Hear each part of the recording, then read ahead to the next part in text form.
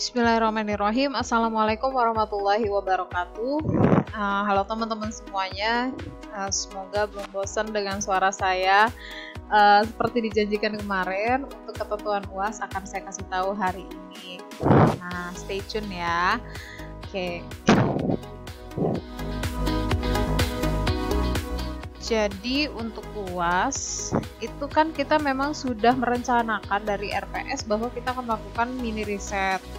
Nah, tapi ini direncanakan bisa berkelompok atau individu. Kalau kelompok hanya 2 orang ya, alias berpasangan gitu. Supaya apa? Supaya kalian gak ribet juga untuk pembagian tugasnya, untuk koordinasinya. Karena kalau lebih dari 2 orang, biasanya yang satu ada aja gitu dalam satu kelompok yang gak kerja gitu kan. Jadi supaya lebih efektif, jadi hanya berpasangan kalaupun mau berkelompok. Atau kalau kalian merasa susah berkoordinasi atau kalian termasuk orang yang introvert, boleh sendirian gitu. Jadi monggo bisa dipilih, cari siapa pasangannya gitu sebagai tahap awal. Kemudian yang kedua, kita setelah merencanakan akan berpasangan dengan siapa ataupun sendirian, kita bisa merencanakan modelnya nih. Kita mau pakai data yang mana? Misal kita mau pakai data dari lapangan, kita ambil lagi melalui survei, melalui Google Form, melalui wawancara, silakan gitu ya, saya nggak ngelarang. Itu bisa masuknya ke library research. Tapi kalau misalnya kalian pengen coba deh studi kepustakaan, kalian bisa ambil data sekunder. Data sekundernya berupa apa aja? Contohnya gini, bisa dengan jurnal. Jadi kalian ngumpulin misalnya 50 jurnal yang terkait dengan misal manajemen distribusi ataupun yang terkait dengan kepatuhan pajak gitu. Terus kalian cari polanya, kalian cari studi kasusnya, kemudian kalian ungkapkan pola umum ataupun statement umum yang ada dari masing-masing jurnal tersebut. Itu namanya library research, studi kepustakaan. Atau kalian bisa, saya pengen studi kasus atau studi dari tokoh, misalnya kemarin kan saya bahas Adaudi ya. Mungkin kalian mau lihat sistem perpajakan menurut Abu Yusuf dalam kitab Al-Kharaj gitu. Walaupun sudah banyak dibahas, tapi saya pengen ngelihat gimana kalau kalian yang bahasnya. Jadi itu bisa termasuk studi kepustakaan. Atau misalnya perbandingan pada masa Abu Yusuf dan pada masa Adaudi gitu. Atau Abu Ubaid. Nah, itu bisa jadi salah satu masukan buat kalian yang mau coba studi kepustakaan dengan menelaah pada kitab-kitab terdahulu. Atau kalian bisa juga, saya pengen lihat nih perpajakan yang ada di Indonesia dibandingkan dengan yang ada di Arab Saudi misalnya, atau di Inggris, atau di mana lah ya. Itu bisa juga jadi sebuah studi literatur dengan kita hanya gak beranjak kemana-mana. Dan saya tetap menekankan untuk tetap teman-teman kalau bisa menerapkan protokol kesehatan ya. Jadi nggak perlu survei ke lapangan, menanyai satu persatu gitu, karena ini meminimalisir resiko tertularnya COVID-19 juga gitu. Nah, itu bisa jadi sebuah alternatif. Atau kalian misalnya mau ngelihat bagaimana sih perbandingan antara pungutan zakat dengan pungutan pajak gitu.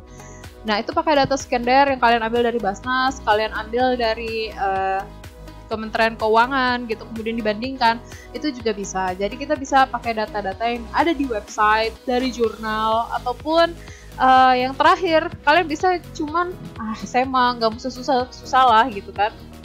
Yang penting jadi penelitian, pakai aja data yang pernah kalian ambil kemarin, karena memang tujuan dari saya menyuruh kalian untuk melakukan survei dan juga melakukan company visit itu adalah supaya kalian punya personal approach, kalian punya insight terkait dengan apa yang terjadi seputar perpajakan dan juga zakat di Indonesia.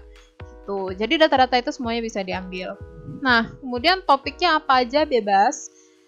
Bisa semua yang pernah kita pelajarin selama perkuliahan, ada 28 pertemuan gitu ya. Silakan diambil salah satu untuk dijadikan topik penelitian gitu. Judulnya bebas gitu. Nanti apakah judul harus diajukan ke saya? Enggak juga. Kalau kalian udah merasa yakin judul itu pas dengan kalian, silakan langsung eksekusi aja gitu. Kecuali kalau kalian ragu apakah ini bisa termasuk dalam tugasnya MZP gitu atau enggak, itu baru bisa dikonsul gitu. Tapi kalau misalnya kalian udah yakin akhirnya ini bisa deh gitu, saya nggak jauh-jauh amat gitu dari apa yang pernah dipelajarin, monggo silakan lanjutkan jadi penelitian gitu. Jadi nggak ada mekanisme pengajuan judul ya. Oke, yang selanjutnya ketentuan umumnya adalah terkait referensi. Nah, di sini teman-teman biasanya cuma pakai, kalau saya lihat untuk survei ataupun company visit itu biasanya laporan kalian bisa hanya 3 gitu ya maksimal. Nah, ini karena ini penelitian, coba pakai paling tidak 10 referensi. 10-10-nya boleh jurnal semua, boleh ngambil dari buku, tapi kalau dari buku maksimal 3 aja, yang 7 jurnal gitu. Jadi itu adalah ketentuan umum terkait dengan mini riset. Sekarang kita akan masuk kepada topik penelitian. Sebagaimana yang sudah saya jelasin tadi, jadi bebas ya mau ngambil dari apa aja yang menurut kalian menarik. Saya lebih tertarik sama zakat nih, ya udah kalian bahas zakat aja. Saya lebih tertarik sama pajak, saya ya udah bahas pajak. Saya tertarik untuk melihat bagaimana pajak dan zakat di Indonesia, ya udah bahas gitu. Karena kita sudah punya banyak topik yang pernah kita bicarakan. Kalian bisa juga ngambil dari jurnal ini. Oh, saya kepikiran nih karena kemarin pernah review jurnal tentang bagaimana kepatuhan pajak dan religiusitas gitu. Itu ya monggo aja gitu diteliti. Jadi bebas ya apapun ya. Ini hanya contoh-contoh yang saya tuliskan di sini yang bisa kalian ambil. Nah, kalaupun kalian misalnya mengambil dari hasil survei, pesan saya adalah jangan sampai hasil survei sama dengan hasil mini riset. Karena yang namanya survei dan penelitian itu berbeda gitu ya. Jadi survei itu hanya merupakan bagian kecil dari penelitian. Apa sih yang membedakan? Nanti akan kita perjelas lagi ya pada bab selanjutnya, ini PPT selanjutnya. Tapi di sini saya tekankan bahwa survei dan penelitian itu beda. Sehingga kalaupun kalian ngambil data dari hasil survei, jangan sampai itu yang dikopas, kemudian kalian ganti judul, ganti latar belakang dikit, ganti kesimpulan, kemudian itu yang disubmit. Ingat, saya akan cek satu persatu dan saya akan kembalikan itu ke kalian kalau misalnya itu cuma merupakan hasil survei aja. Apa sih bedanya survei dengan penelitian? Nah, kalau survei ya seperti yang kalian lakukan kemarin itu. Kalau hasil kunjungan termasuk wawancara ya, company visit, laporannya itu juga masih merupakan ya hasil laporan company visit. Jangan dijadikan itu penelitian. Bedanya tuh apa? Kalau survei itu kalian nanya apa sesuai dengan guideline, terus kalian tuliskan, terus kalian rapikan datanya, kalian sajikan dalam bentuk tabel, diagram, dan lain-lain gitu. Terus kalian simpulkan, oh ini sebagian besar responden itu masih belum patuh terhadap pajak gitu kan, dan pasti belum memahami mengenai apa itu pajak misalnya. Itu kan kalian simpulkan dari jawaban para responden. Tapi itu bukan penelitian, itu cuman survei. Penelitian itu yang gimana? Penelitian itu kita membandingkan antara apa yang seharusnya dengan apa yang terjadi di lapangan. Nah, itu yang harus di-highlight. Walaupun kalian belum pernah dapat metopen ya. Tapi tetap harus diingat bahwa kalau survei itu kita baru menemukan apa yang terjadi di lapangan. Belum kita bandingkan dengan apa yang seharusnya. Seperti itu. Jadi, nanti kalau misalnya teman-teman melakukan penelitian, maka kalian pertama harus menemukan teori dulu gitu. Kayak misal teori tentang kepatuhan pajak. Apa sih faktor-faktor yang mempengaruhi kepatuhan pajak misalnya menurut teori gitu. Nah, kalau menurut di lapangan gimana? Sebenarnya mereka itu akan patuh ataupun wajib pajak itu patuh terhadap kewajiban perpajakan itu jika seperti apa gitu. Nah, makanya di situ ada gap ya antara teori dan juga apa yang terjadi di lapangan gitu teman-teman. Jadi perlu diingat, jangan sampai walaupun kalian ngambil dari hasil survei dan hasil company visit itu kalian tulis ulang, jangan. Tapi kalian harus melakukan analisis. Jadi keywordnya adalah analisis. Oke, ini halaman depan seperti biasa, cover, abstrak, kata pengantar, daftar isi, daftar tabel dan gambar jika ada. Dan ini teman-teman dibuat dalam satu page tersendiri. Jangan cover nanti nyambung ke abstrak masih ada, abstrak cuman dikit nih. abstrak itu ya saya mau lihat lah kreativitas teman-teman ya, menafsirkan abstrak itu seperti apa. Abstrak itu sih intinya dari latar belakang, tujuan, metode, dan juga hasil sih, terutama yang diringkas dalam satu halaman aja gitu. Saya pengen ngelihat teman-teman bikin abstrak seperti apa. Saya tidak akan komentari ya, karena kalian juga belum belajar Metokan. Saya akan banyak memberikan keringanan gitu dalam penilaian. Cuman saya akan lihat sekilas aja. Asal jangan semuanya tuh pendahuluan pasti nanti abstraknya betul gitu. Jadi gitu ya, jangan sampai semuanya nyambung. Nanti abstrak ini cuma setengah halaman, langsung bawahnya kata pengantar. Jangan kayak gitu. Jadi dibuat satu page seperti biasa. Kemudian kita masuk bab 1, ini udah saya nggak perlu jelasin lagi ya, bahwa bab 1 terdiri dari latar belakang, rumusan, tujuan, dan sistematika. Kalau latar belakang masalah menjelaskan alasan mengapa Anda milih judul tersebut. Tuh, jadi di sini kita jelasin nih, ada gap apa sih, atau ada masalah apa gitu. Kalau nggak ada masalah, ya pokoknya harus cari masalah, nggak mau tahu gitu. Alasan mengapa kita memilih topik tersebut untuk diteliti. Nah, kemudian yang kedua, rumusan masalah, ya seperti biasa ya, dalam bentuk pertanyaan. Tujuan, kalau tujuan itu mengacu pada rumusan aja, jadi cuman kalau rumusan itu misalnya bagaimana tingkat kepatuhan pajak di desa X gitu. Nah, kemudian nanti kamu di tujuan penelitian ya tinggal itu dibahasakan menjadi kalimat positif. Misalnya tujuannya adalah untuk menganalisis seperti itu. Kemudian sistematika penulisan, menuliskan ya seperti di buku ya. Di buku itu kan kalau di halaman depan atau halaman nota pengantar itu menjelaskan isinya apa aja sih. Tuh. Next, tinjauan pustaka. Oke. Untuk tinjauan pustaka itu saya nggak ribet-ribet, saya cuma minta 5. Kalau di skripsi itu paling nggak 8. 5 ini tapi tolong jurnal semua ya, karena kalaupun kalian sudah membahas, kalian akan membahas tentang zakat atau tentang pajak, itu banyak banget jurnal yang bertebaran di Google Scholars ataupun di ProQuest ataupun di akademia, di mana-mana. Jurnalnya boleh jurnal internasional, boleh jurnal nasional gitu ya, yang penting itu sudah publish. Jangan skripsi, tesis gitu, apalagi skripsi jangan, atau apalagi blog jangan ya. Jadi 5 jurnal aja gitu. Penulisannya gimana? Nah, misalnya tadi kalian meneliti tentang kepatuhan pajak wirausaha, maka kalian akan mencari jurnal yang terkait dengan itu. Tuh, misalnya jurnal tentang faktor-faktor yang mengaruhi kepatuhan pajak ataupun pajak para wirausaha. Nah, itu jadi boleh cari jurnal yang relate dengan itu. Tapi kalian ntar bahasakan dengan penulisan cukup nama belakang, kemudian tahun. Misalnya gini, Pusparini dalam kurung 2015 menyatakan bahwa begini. Jangan lupa dikasih body note. Kemudian yang ketiga tentang metode. Sebenarnya teman-teman udah banyak yang cukup benar dalam menuliskan metode ya, kemarin ketika saya lihat untuk di hasil survei gitu. Cuman di sini perlu ditambahin aja sih.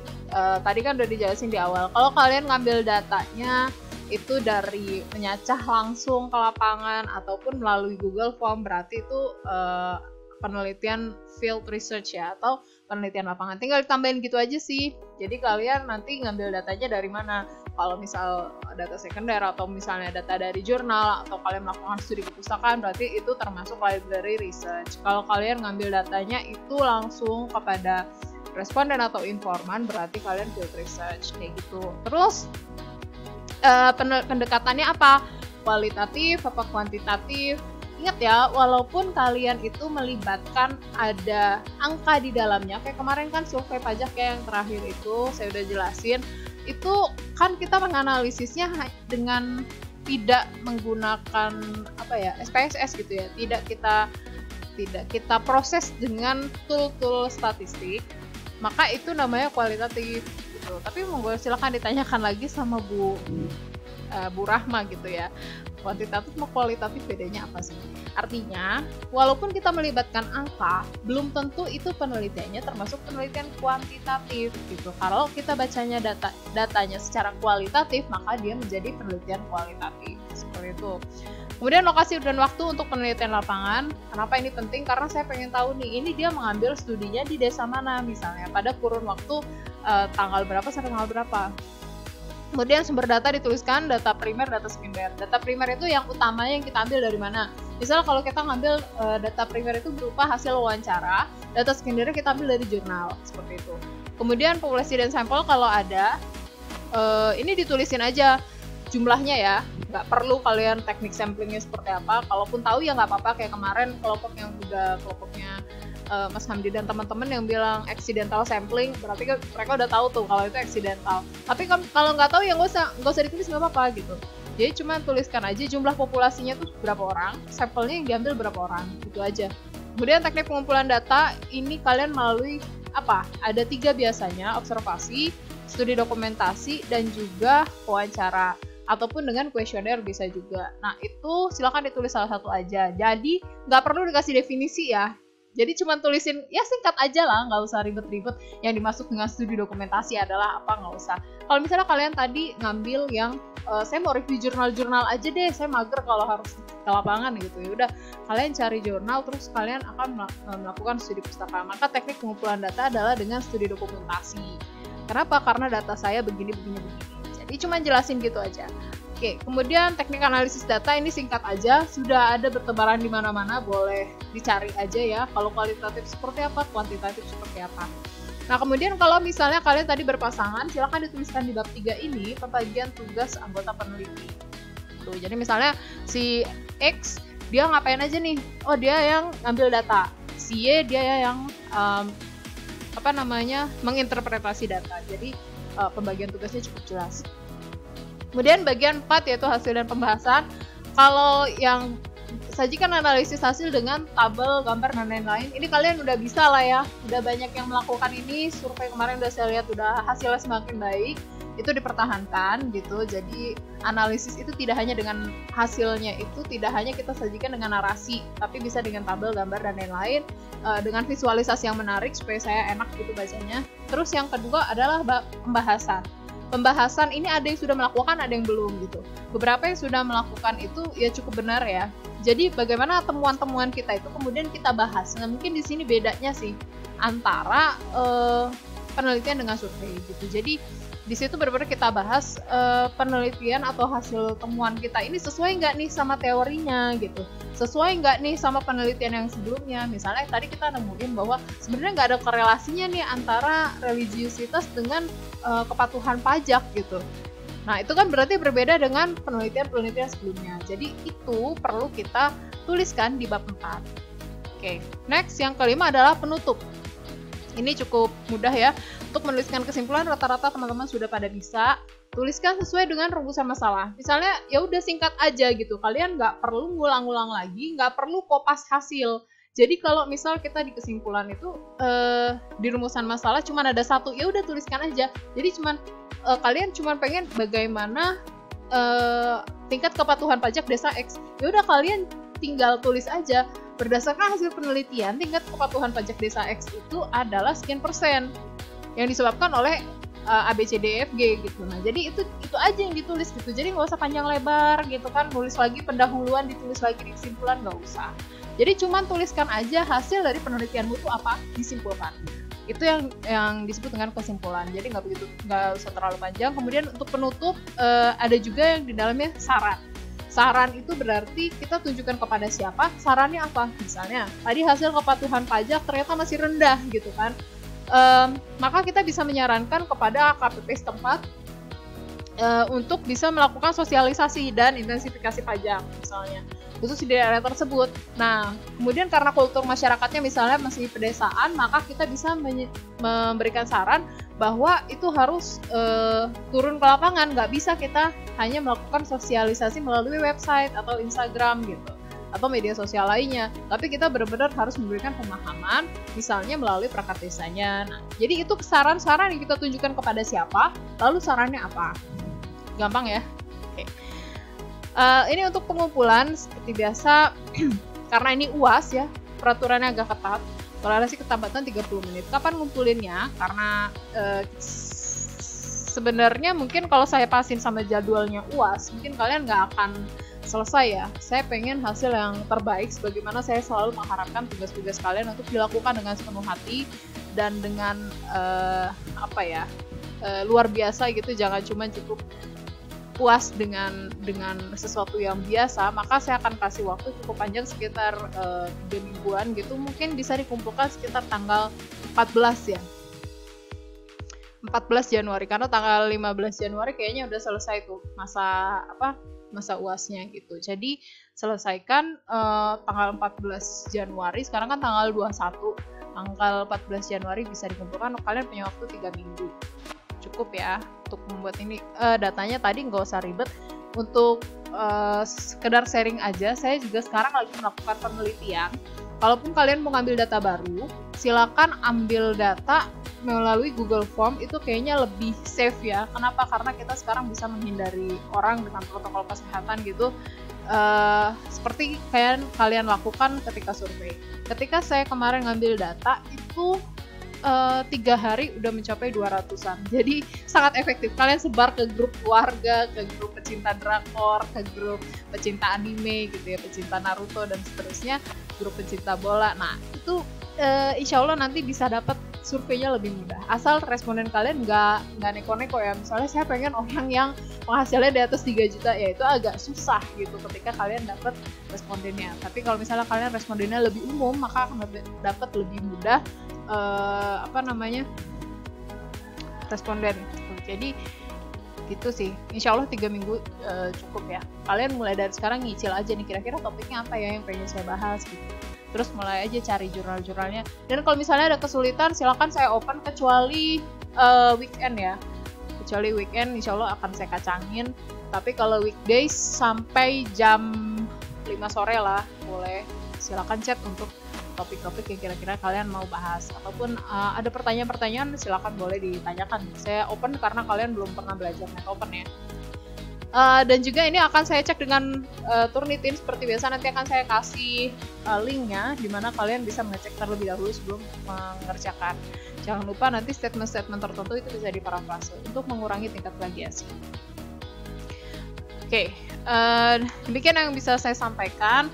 Semoga ini bisa tercerahkan dengan apa yang saya sampaikan di sini. Dan yang perlu diingat adalah ada 2 hal yang sangat penting ketika kita mau meneliti. Yang pertama adalah kemampuan kita secara finansial, secara waktu, gitu ya, secara keterbatasan kita harus mempertimbangkan itu. Dan yang kedua adalah minat. Yang pertama sebenarnya minat sih. Interest dari seorang peneliti. Saya tertarik untuk meneliti topik ini gitu. Nah, kenapa kita harus tertarik dulu? Karena kita akan semangat kalau misalnya kita tertarik dengan topik tersebut. Beda dengan kita kalau misalnya terpaksa melakukan penelitian itu. Gitu ya. Jadi kalau kalian harus tertarik dulu. Benar-benar kalian pertimbangkan topik mana yang kira-kira paling menarik selama pembelajaran kita di MZ3. Kemudian yang kedua itu tadi, yaitu kemampuan. Kalau misalnya kita udah nemu topik yang menarik, itu reliable nggak sih? Itu bisa kita lakukan nggak dalam waktu 3 minggu dengan kapasitas kita yang seperti ini gitu ya. Misalnya sinyal saya susah apa segala macam, kita pertimbangkan keterbatasan kita. Maka kita baru bisa melakukan riset yang terbaik. Jadi silakan dipertimbangkan mulai dari sekarang dan semoga sukses semuanya. Kita tunggu hasil dari penelitian saudara. Semoga nanti yang bagus akan saya rekomendasikan untuk bisa dipresentasikan dalam conference. Jadi teman-teman punya kesempatan untuk bisa konferensi. Terima kasih atas perhatiannya. Wassalamualaikum warahmatullahi wabarakatuh.